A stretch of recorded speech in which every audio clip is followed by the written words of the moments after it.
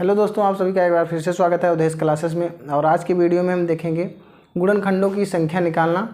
इसमें कई तरह के क्वेश्चन बनते हैं, जैसे कि गुणनखंडों की संख्या निकालना, अभाज्य गुणनखंडों की संख्या निकालना, सम गुणनखंडों की संख्या निकालना और कितने गुणनखंड विषम होंगे या कुल गुणनखंडों की संख्या, इन सभी से संबंधित प्रश्न बनते हैं।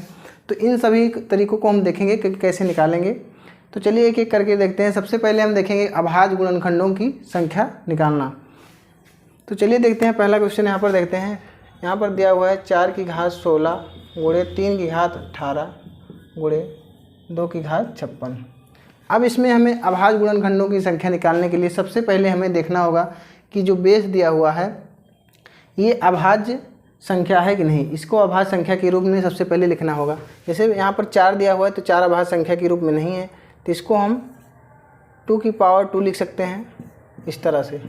बाकी यहाँ पर 3 की घात 18 और 2 की घात 56 है। यहाँ पर देखिए जो बेस है ये अभाज्य संख्या होनी चाहिए, तो यहाँ पर ये अभाज्य संख्या है। अब इसको 16 दूना 32 हो जाएगा, 2 की घात 32 हो जाएगा गुणे 3 की घात 18 गुणे 2 की घात 56। अब इसमें सभी बेस जो हैं अभाज्य संख्या हो गए। अभाज्य संख्या के रूप में हमें चेंज करके ही निकालना होगा। इसके बाद में देखिए यहाँ पर अब इसको क्या करना है, जो भी पावर दिया हुआ है इसको ऐड कर लेंगे। अगर आपसे पूछता है अभाज्य गुणनखंडों की संख्या, तो सबसे पहले हम बेस को अभाज्य संख्या के रूप में लिखेंगे, उसके बाद में हमें पावर को ऐड कर लेना है। जैसे यहाँ पर 8 6 14 2 16 हो जाएगा। इसके बाद में 16, यहाँ पर 5 1 6 6 3 9 1 10। अब यहाँ पर अभाज्य गुणनखंडों की संख्या तो 106 आ गई। अगर यहीं पर पूछ लेता है आपसे कुल गुणनखंडों की संख्या, तो जो भी पावर दिया हुआ है इसमें पावर में एक एक ऐड करके तब मल्टीप्लाई करेंगे। जैसे कि अगला क्वेश्चन इसी तरह से देख लेते हैं।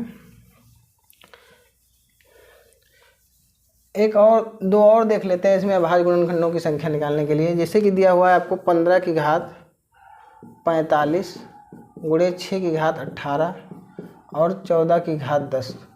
अब यहाँ पर देखिए 15, 6 और 14 इनकी पावर के रूप में दिया हुआ है। 15 की पावर 45 है और यहाँ 6 की घात 18 है और 14 की घात 10 है। तो यहाँ पर ना तो 15 अभाज्य संख्या है, ना ही 6 और ना ही 14। तो इसको हमें क्या करना है कि सबसे पहले अभाज्य संख्या के रूप में लिख लेना है। तो यहाँ पर 15 है तो 15 को 3 बचे 15 लिख सकते हैं। इस तरह से लिख सकते हैं 3 की घात 45 गुणे 5 की घात 45। इसी तरह से 6 को लिख सकते हैं 2 3 6 2 गुणे 3 की पावर 18, यानी कि 2 की पावर भी 18 हो जाएगी। इस तरह से लिख सकते हैं 2 गुणे 3 की घात 18। अब इसको हम लिख सकते हैं 2 की घात 18 और 3 की घात 18, तो सीधे लिख देते हैं उसको 2 की घात 18 गुणे 3 की घात 18। यहाँ पर इसी तरह 14 को लिखेंगे 2 गुणे 7 की घात 10, यानी कि 2 की घात 10 हो जाएगा और 7 की घात भी 10 हो जाएगा। अब यहाँ पर हम देखिए जो समान है उसको ऐड कर लेते हैं। 3 गुणे 3 है यहाँ पर, तो गुणे में है तो घातें जुड़ जाएंगी, बेस समान है तो यहाँ पर 3 की घात हो जाएगा। यहाँ पर 45 प्लस 18 है, 45 प्लस 18 है।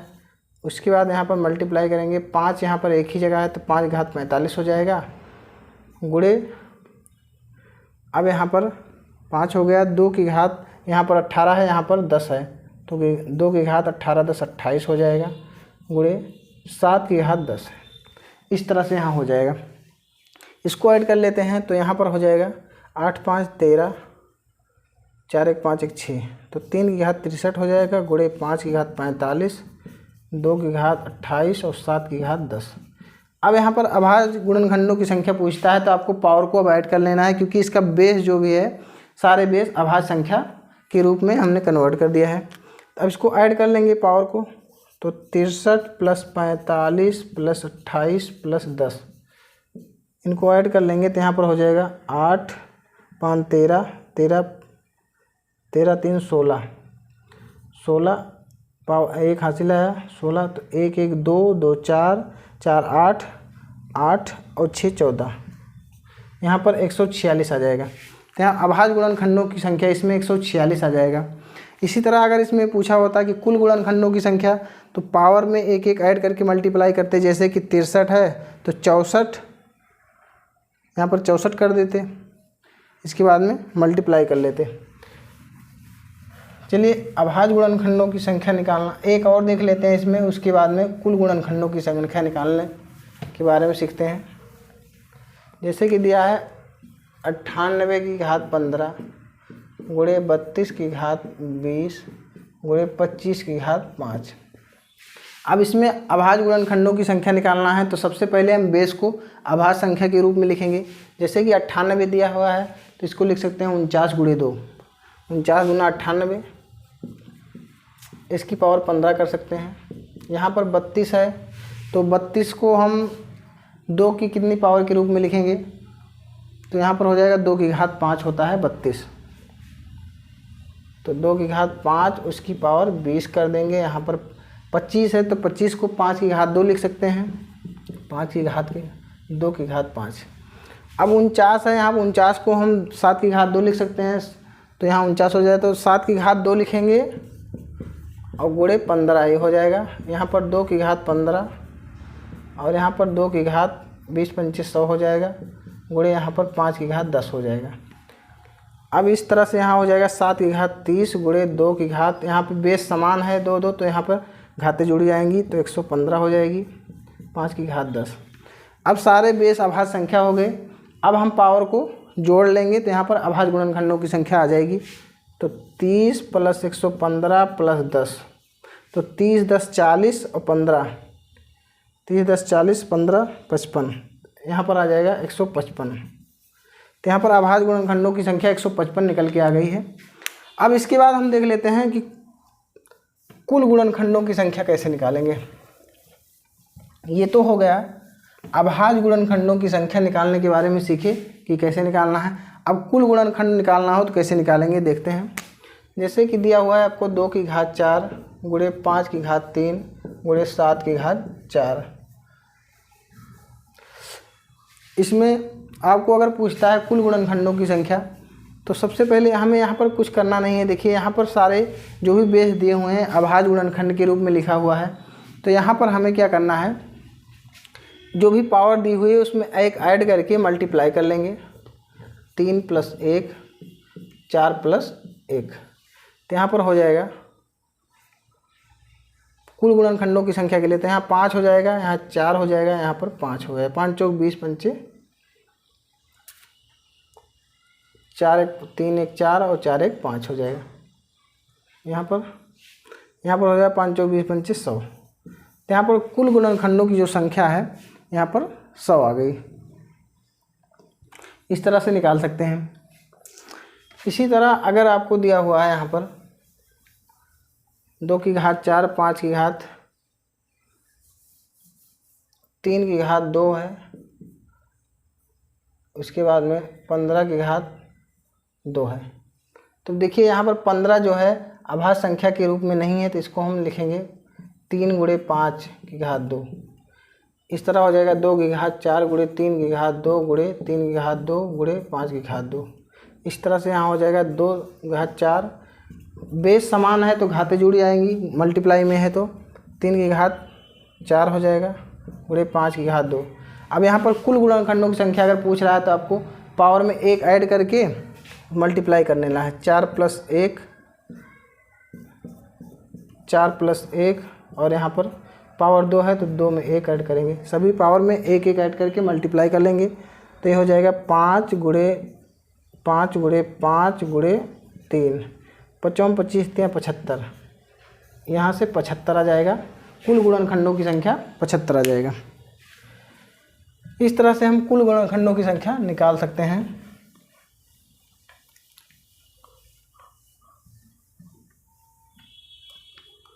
अब आगे देखते हैं विषम गुणनखंडों की संख्या निकालना कि विषम गुणनखंड कैसे निकालेंगे।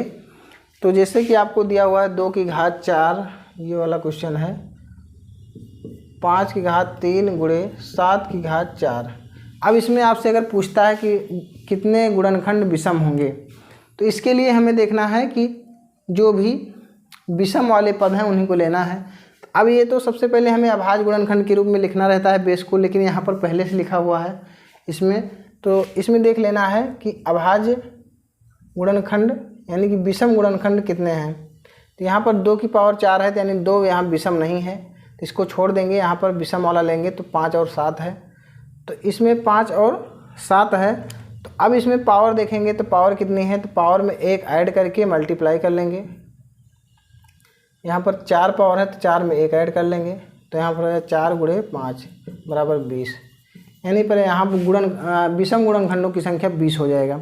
इस तरह से कर सकते हैं। सेम वही प्रोसेस रहेगा, बस केवल क्या करना है कि जो विषम वाले पद होंगे उन्हीं को लेना है और उनकी पावर में 1 ऐड करके मल्टीप्लाई कर लेना है, तो यहाँ पर विषम गुणनखंड आ जाएंगे। अगर कुल निकालना है तो सभी पदों को हमें जो बेस होगा उसको हम अभाज्य गुणनखंड के रूप में लिखेंगे और पावर में 1 ऐड करके मल्टीप्लाई कर लेंगे, तो वहाँ से कुल गुणनखंड आ जाएंगे। और अभाज्य गुणनखंडों की संख्या पूछता है तो हमें वहाँ पर अभाज्य पावर को, जो भी पावर है उसके आधार को, हमें बेस को अभाज्य गुणनखंड के रूप में लिखना है, उसके बाद पावर को ऐड कर लेना है। तो अभाज्य गुणनखंड वाले में तो हमें पावर को सिर्फ ऐड करना है, लेकिन अगर कुल गुणनखंडों की संख्या पूछता है तो पावर में 1 ऐड करके मल्टीप्लाई करना है। विषम गुणनखंडों की संख्या पूछता है तो विषम वाला पद लेंगे और उसकी पावर में 1 ऐड करके मल्टीप्लाई करेंगे। अब सम वाला देख लेते हैं, जैसे कि सम गुणनखंडों की संख्या कितनी होगी। जिसे दिया है 2 की घात 6 गुणे 5 की घात 5 गुणे 7 की घात 6 गुणे 10 की घात 7। अब यहाँ पर देखिए बेस को हमें देखना है सबसे पहले अभाज्य संख्या है कि नहीं। तो यहाँ पर 2 भी है, 5 भी है, 7 भी है, 10 नहीं है। 10 को अब हमें क्या करना है, अभाज्य संख्या के रूप में लिखना है। इसको लिख सकते हैं 2 की घात 6 गुणे 5 की घात 5 गुणे 7 की घात 6 गुणे 2 की घात 7 गुणे 5 की घात 7। अब यहाँ पर 2 यहाँ पर भी है, 2 यहाँ, बेस समान है, गुणे में है तो घातें जुड़ जाएंगी। तो 2 की घात 7 यहाँ है, 6 यहाँ 7 6 13 हो जाएगी। गुणे 5 यहाँ भी है, 5 यहाँ भी है, तो बेस समान है और मल्टीप्लाई में है तो घातें जुड़ जाएंगी। 5 की घात हो जाएगी 5, 7 5 12 हो जाएगी। अब यहाँ पर बचा हुआ है 7, 7 की घात 6। अब कुल गुणनखंड निकालना हुआ है हमें, तो यहाँ करेंगे पावर में 1 ऐड करके मल्टीप्लाई कर लेंगे। तो 13 + 1 और 12 + 1 गुणे 6 + 1, यहाँ पर हो जाएगा कितना, 14 गुणे 13 गुणे 7। अब इसका मल्टीप्लाई करेंगे 14 और 13 का, तो 13 चौको यहाँ पर आ जाएगा, 13 चौको 52, 13 चौको 52, 5 और 13 13 5 18, 182 गुणे 7।